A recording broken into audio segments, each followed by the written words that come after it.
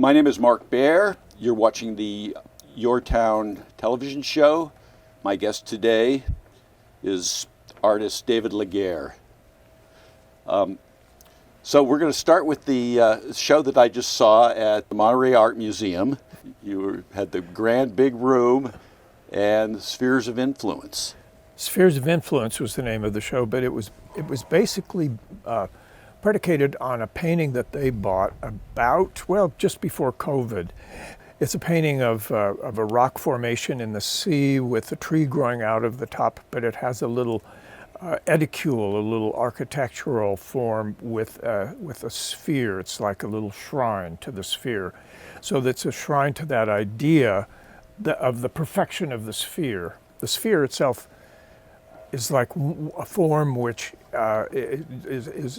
is so perfect. So I see it as a representation of the idea of perfection, or the potential or possibility of perfection.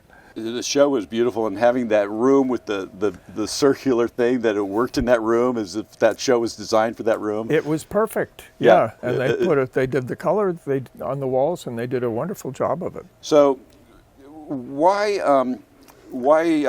Greco-Roman narratives in your painting? What led you to that? Well, I had been making paintings of throne draperies. They were sort of photorealist paintings of these draperies thrown in the air. And I did those for about 3 years. I did an exhibition of them in New York in 1978. And it was quite a successful exhibition, but I thought, well, what am I going to do now with these? Because it seemed like I should be either making them more expressionistic or doing something with them that would take it to another level. And then since they were referring to Greco-Roman ideas, they were especially Greece, because they were all named after the Greek islands. I decided to, instead of just being a visual suggestion of ancient Greece, that I would begin dealing with the narratives, with the classical narratives. And that was when I started all of that in 1979. It's funny, you'll take an idea and work on it for a number of years. How do you know when you're kind of done with an idea and ready for the next idea? Well, they often overlap. But I mean, there will be one idea that I start with. For instance, when I started with the Greco-Roman narratives, I knew nothing about Greco-Roman art or philosophy or architecture or any of that. I just started studying. I just started reading and looking at things in museums and learning about it. And I took it in a sort of intelligently, I guess, and thought I'll start with the most important ancient text, ancient Western text, and that was the Iliad. And so read the Iliad, found a spot in the Iliad that I thought represented the whole of the book, and wanted to make a painting of that. And that's the Achilles and the body of Patroclus. It's a really meaningful moment in the book. So I started with that. But I tried, and I could not make that work. And so, in the meantime, I had done some other paintings, including Penelope, which is the figure from Homer's Odyssey. And so these things were leapfrogging. But I finally did get a version of Achilles and the body of Patroclus in 1986. So it took about 7 years for me to finally do that.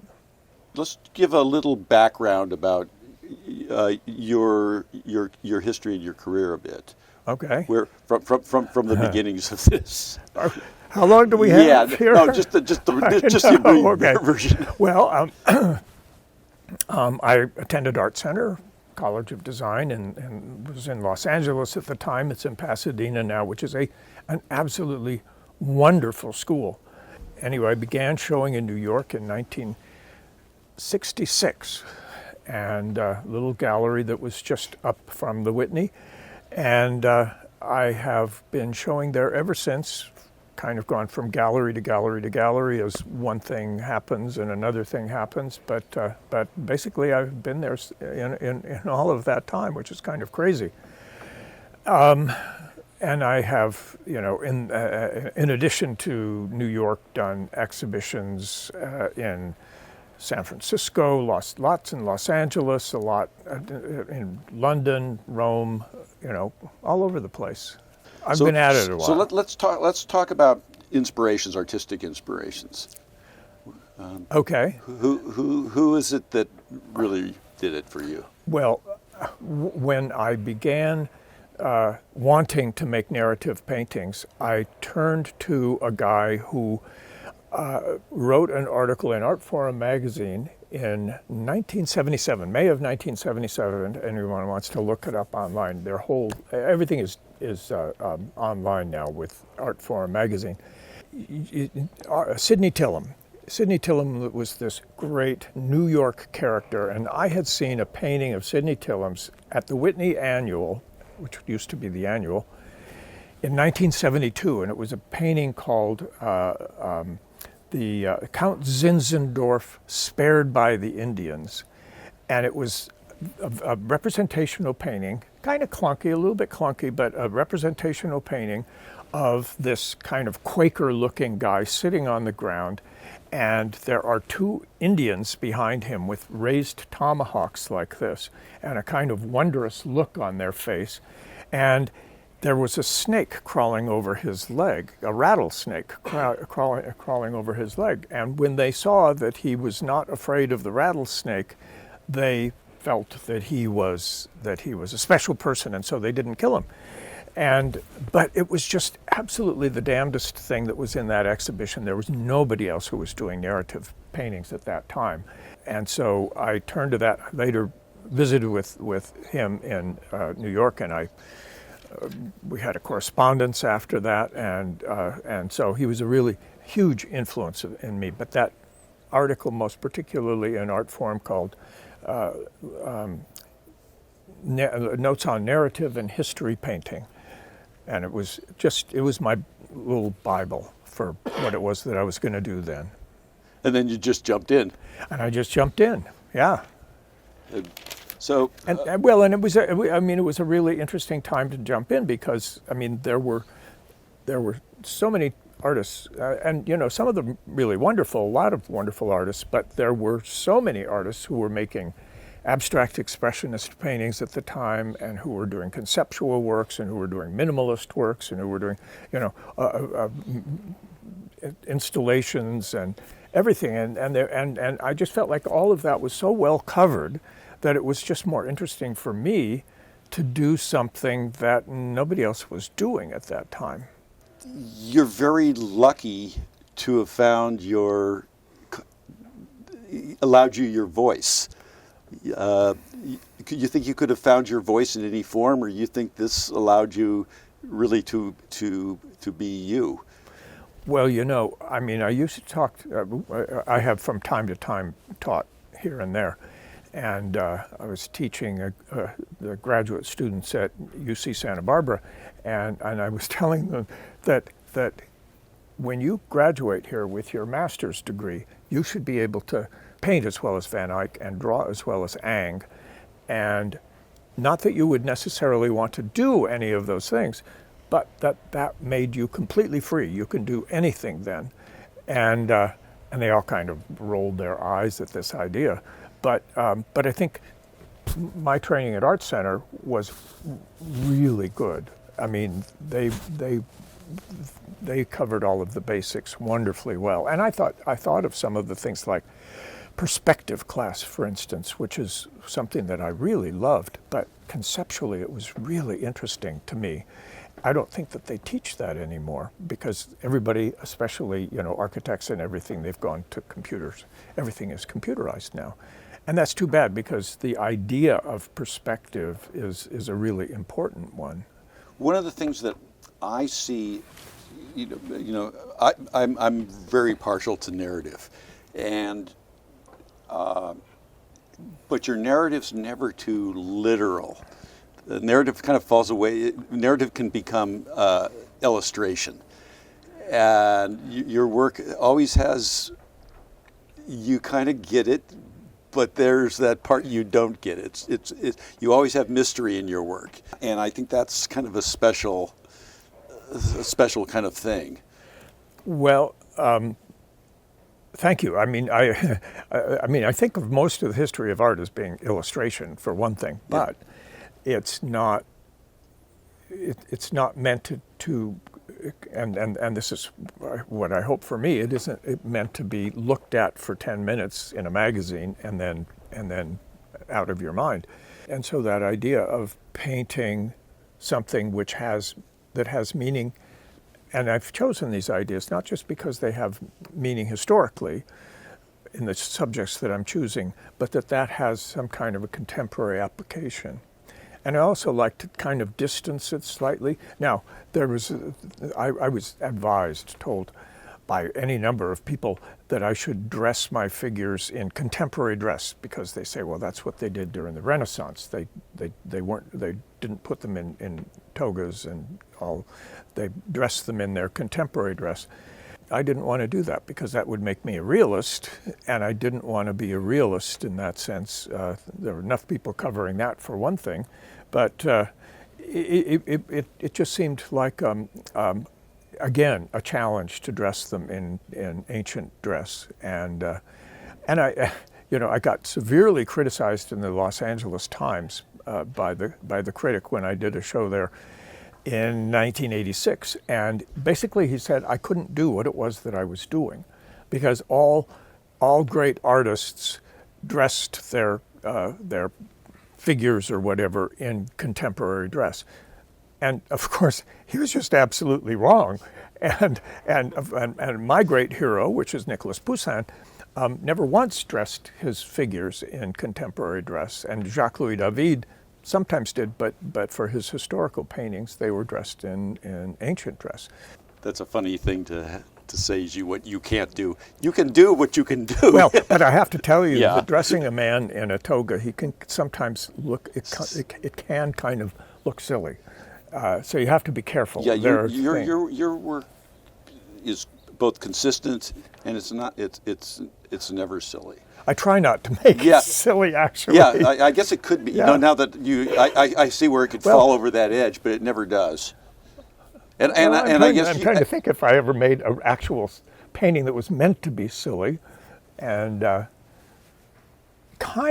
know what? Kind of. One of the spheres that's in the exhibition at the museum is a ball of rope, and that's kind of meant to be silly because I had previously made a painting of a sphere with a little note at the bottom of it that said "Verum Philosophium," true philosophy, and I thought that was this perfect form. And then I really got to thinking about this, and I thought, well, philosophy is not so perfect. It's really complex. It's a really complicated thing. So I made this painting of this ball of tangled rope, and the name of the painting, though, this is the silly part of it, the name of the painting is With Hidden Philosophy, and that comes from Marcel Duchamp.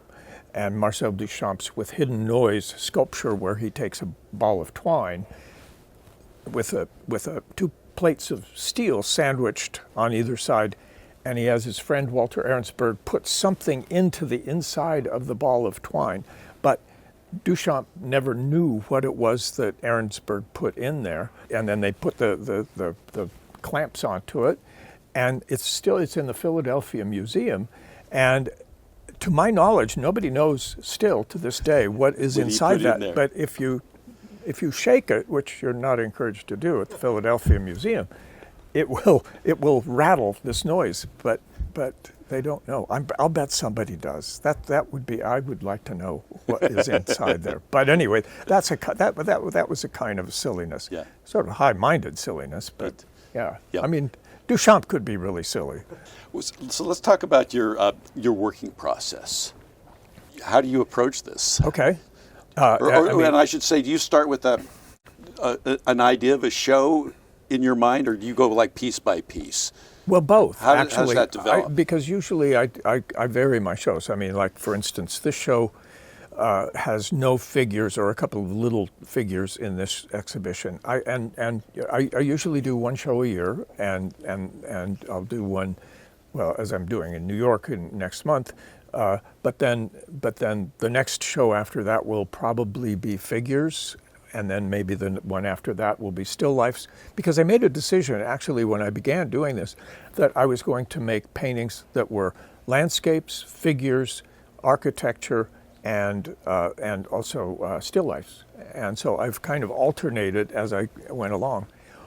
Everything, all of those subjects, though, are in sunlight. That's the unifying element to all of them. They're all based on sunlight, and almost all of them with the sunlight coming either from the left or the right-hand side, which divides the figure or the object or whatever in half. And it's that idea of the balance of opposites, which is one of the most basic classical ideas.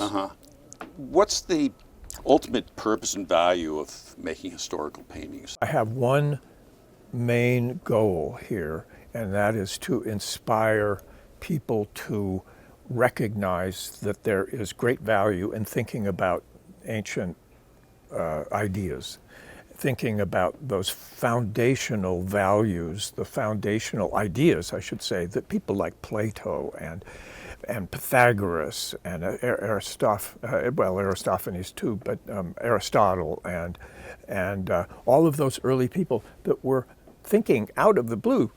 They didn't have these things. They couldn't look stuff up. They were just thinking all of these amazing thoughts. And to read them, and they didn't get everything right. They had certain things that were a problem back there, the way that that women were treated or accepted. Although that's a kind of another story. I'm not completely convinced that because a woman can't vote in those days, that they didn't have a strong influence over their husbands, and that they had a way of being a matriarchal society, even though it's kind of invisible. Anyway, but these are things that are really valuable for us to know, and that can be applied to contemporary situations. So I think that at this moment we are in need of a renewed desire for knowledge, not just pop art knowledge or pop culture knowledge, but deep knowledge about the whole history. And there's just such wonderful stuff in it. I mean, it's just like amazing the way that these people could think.